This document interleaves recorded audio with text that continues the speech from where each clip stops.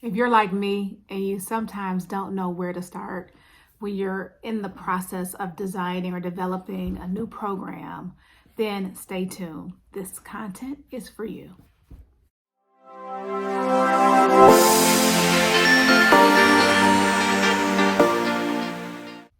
My name is Jennifer Mitchell-Early. I help individuals and teams achieve organizational and personal success by providing customized training, resources, tips, and tools to help you pursue purpose and accomplish your goals. If you're interested in growing and evolving personally and professionally, be sure to hit that like button, and don't forget to subscribe and hit the notification bell so that you'll be notified every time I upload new content. So I'm in the midst of designing and developing a new training program. And so how that process normally starts for me and how I conceptualize training really is dependent on two things. One, if it's client driven, and then two, if it's something that I feel like if I'm doing it as an addition to my own curriculum, if I see a need for that training in the industry or in products or services that I've offered in the past.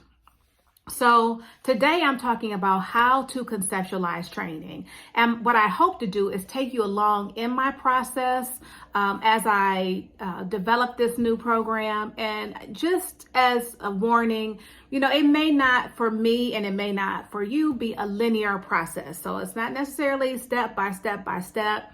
I plot out a lot and then I look at it, I meditate on it, I let it marinate for a little while. And then oftentimes I'll go back, reassess, reevaluate, and sometimes rearrange. That is just my process. And so as you grow and develop in training and development and instructional design, or if you're in a process where you just want to understand development, maybe you're in the midst of hiring an instructional designer or you want to create content and this is completely new to you. You don't necessarily want a career in training and development, but perhaps you're looking at structuring an online course or something of that nature and you just want to get an idea of how different people do it. Then by all means, stay with us. So hopefully this will help you to figure out how to plot your process. So again, this is just my process. If your process differs or you agree or you have some other helpful tips, go ahead and put that down in the comments below so that we can all learn from each other's processes. So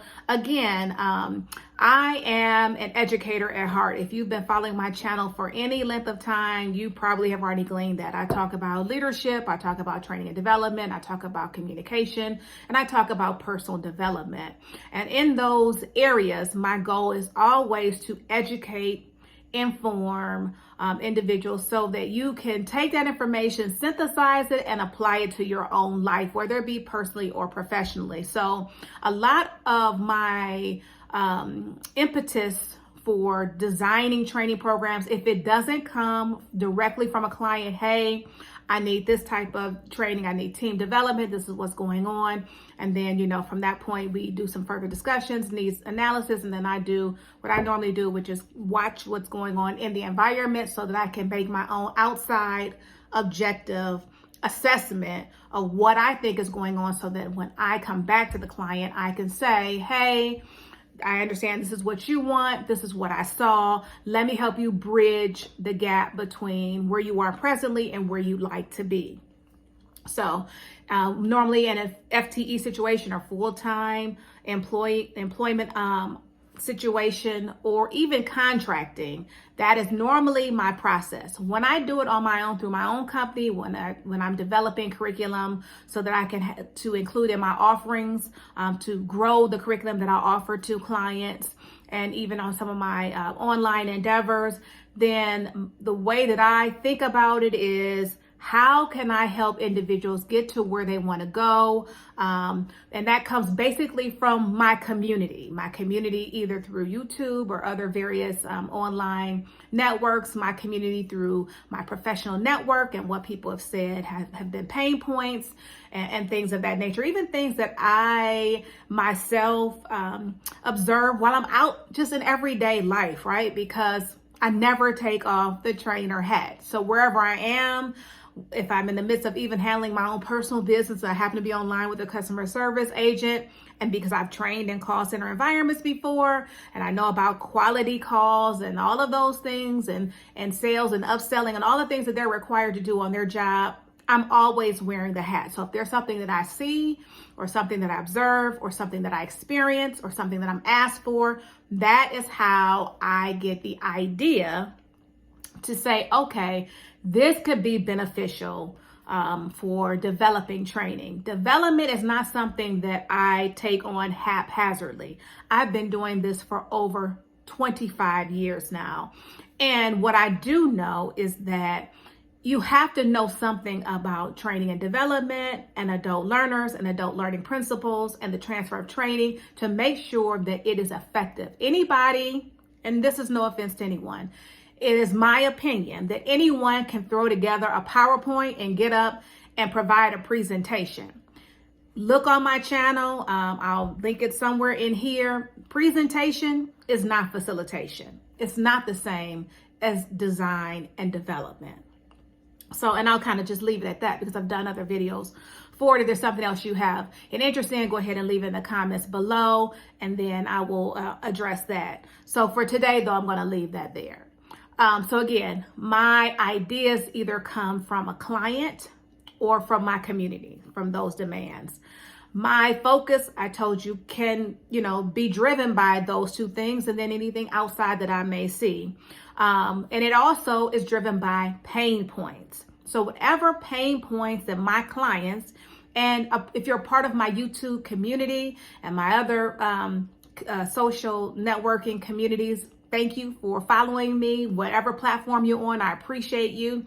And I am driven by providing information that you will find useful, informative, and that you can easily apply and make your life personally or professionally better. So whatever pain points come up, and by pain points, I mean things that are causing a team not to flourish, not to be productive, an individual not to move forward, or something that they can't necessarily understand or apply or need to learn. This is just a lack of knowledge, even a lack of motivation. So I will even design and develop training and programs for that purpose. Other pain points include like behavior change. So if you have something going on your team now, and then you need to change a behavior, whether it be change a process, the way that people do things, the way that people view things, the way that individuals apply things. If you need to change a behavior, then that is also a pain point. If there's a new system, and you see a lot of that when you see enterprise-wide developments where they're going from upgrading from one system to another system, then you have to change people's behaviors around how they feel about it, how they feel about the change to their job. And that is integrated along with the actual changes in hardware, in their systems, in your processes, and things of that nature. So those can be some of the reasons why my content is focused in a certain area, or how I focus my content. Next would be formatting, right? So there's various ways that we can provide training. You can do training in person, that's referred to as instructor-led training. You can do blended training. You can do some training that's online and some training that's in class, or asynchronous training where they're sitting with you for a period, and then in the instructor-led training environment, and then they go off and they, do some more of their own, work, and then come back to it at their time, at their pace, right? So that's another way that you can deliver training. There's also, of course, e-learning and Articulate and Captivate, and all those various ways, gamification, that you can package your training so that it can be taken online, right? Again, another form of asynchronous training. And so those are the various formats that training can be provided in. My format is often dependent upon my deliverables, what I'm being asked to do, and the timeline I'm being asked to do it in.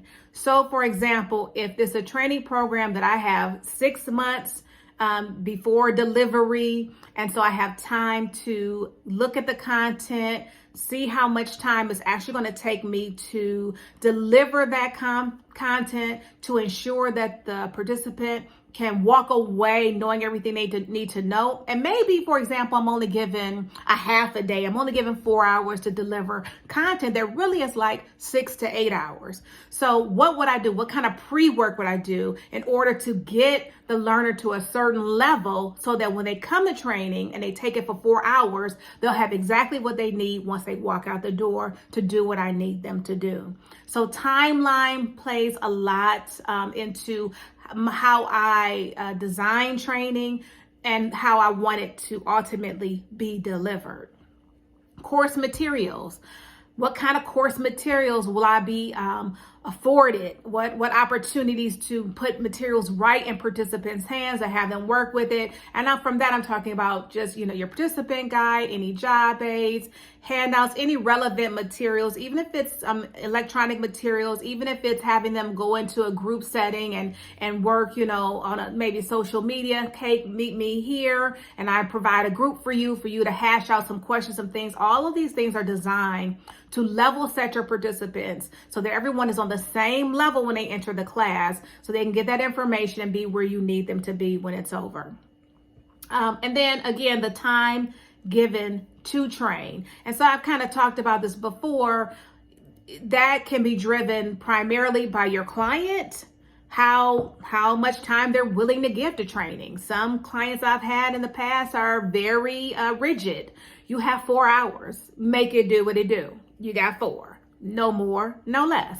I have some clients that have been like, you know what, you develop it, you come back to me. Whatever you say, once you explain it to us, if we can buy into that, that's what you'll get. That's probably my most favorite scenario. I mean, for obvious reasons, is that I can go back, I can develop it, and I can design it. And sometimes when I'm developing training, I'm not delivering it. Most times in my career, I am developing it and I am also delivering it, so that when I'm developing it and I'm envisioning how it should be delivered, I can make sure that those things align. That's my most favorite scenario, is for them to say, Jennifer, go do what you do, come back, let's talk about it, right? Because then we can have a meeting of the minds and we can really get down to the nuts and bolts about the time and taking people away from their jobs and what they're, expected to do on a day-to-day basis, to come away from training, and how I can customize the training to meet their needs within, limits, right? Or within guidelines. That's probably a better way to put it. And then what's most important for everyone, for me, and it should be for everyone, is the transfer of training. So my format is largely dependent upon not only the timeline, how long do I have before training is delivered, or the course materials, or the time given to training, but it is to ensure the transfer of training. There is no point in training if, when the individuals leave you or stop taking the training, whatever format is used in, that they are unable to do the job effectively and efficiently.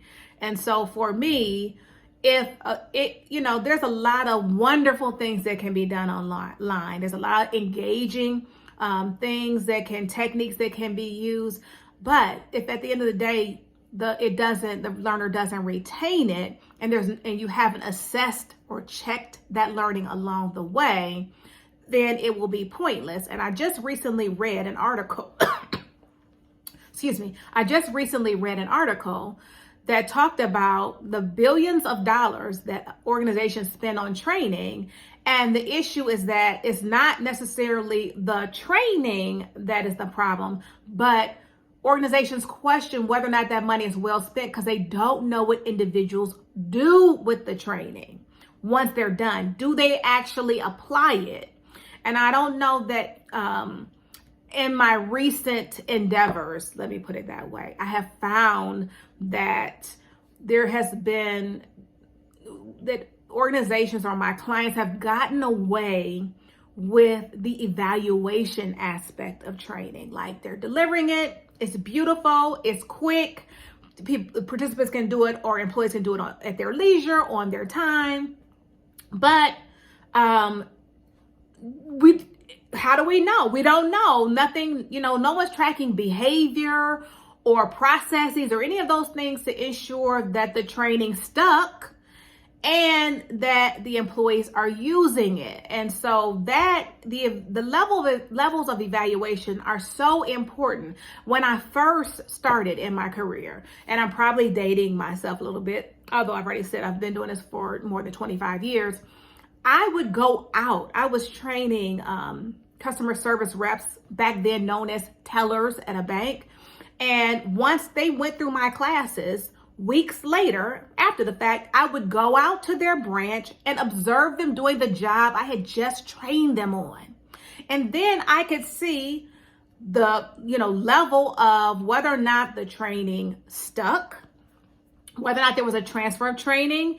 If the training did stick, but they still were having some issues, where those trouble or pain points still lie, so that I can go back and tweak the training to make sure that I spent more time or explicitly explained what was going on or gave more opportunities for application in that process to iron out those wrinkles, or to see if it could be just an individual issue. And sometimes it was just how different people learn in different ways. So some learners needed more time than others. Some learners got stuck. And so even though they had their job aids to reference back and all their training tools, there may have been still a disconnected, I'm not really confident in what I'm doing. And that's what you would see, or I would see, when I went to watch them on the teller line. And then I would spend extra time with them to discuss those issues, to iron that out so that they would be proficient and confident in what they were doing. So there is a purpose for levels of evaluation. And I can't say that in recent years, I've heard any of my clients say that to me, like, how can we go back and evaluate this training? Or years since I've heard someone say, hey, let's run a pilot. That's what the purpose of a pilot program is, so that you can see it in action. Because even though I've been designing and developing for 25 years, some things still don't translate in purpose, the practical nature of it, as it did theoretically on paper. So sometimes you need to see it. You need to see the timing. I am an old school learning and development professional in that not only do I design and develop things from, nothing, from needs analysis. I'm not taking something off the shelf and using a product that's already been developed and then trying to tweak it to meet my customers' needs. A lot of times I am training from, developing from your needs analysis and doing the research necessary to develop this training program that is strictly customized off of my client or from my client's needs. So I don't hear pilot anymore. And there's some things, you don't throw out the baby with the bathwater. Yes, I know technology is changing. I know that life is more complex and convoluted and fast paced and all of those things. But there's still some things that cannot be duplicated or will never be as effective as going back to foundational principles that all those other things should be built upon. So I'm excited. I am in the middle of, again, developing a program that I'll say I'm beyond the conceptualized portion of it. Like, I'm beyond that. And now I'm into, trying to hash it out and organizing it and developing as I go. And I want to take you with me on that process. I know that I've said before that I'm going to start doing some lives. And so I still am. I didn't realize that there were, YouTube requirements to this thing. So I'm just trying to meet the requirements so I can be unencumbered or unhindered as I do that. And I'd love for you to join me. I'd love for you to, put some questions or some thoughts or some topics or your own, thoughts in the comments below. I'd love for you to join me on live and ask whatever questions you have as I go through it. Because what I'm working on is proprietary, I won't be able to show you the nooks and crannies of it, but I will be able to give you my framework for my thought process. And I hope that will be valuable to you. So thanks for watching. Don't forget to hit the like button. Don't forget to subscribe because that helps me to meet my requirements, and share this if you think that this video was valuable to you and will be valuable to others. I'm trying to get, everything in line so that I can come before you and start to broaden out the things that I show you, and, have you go along with me. So thanks for watching, and I'll see you in my next video.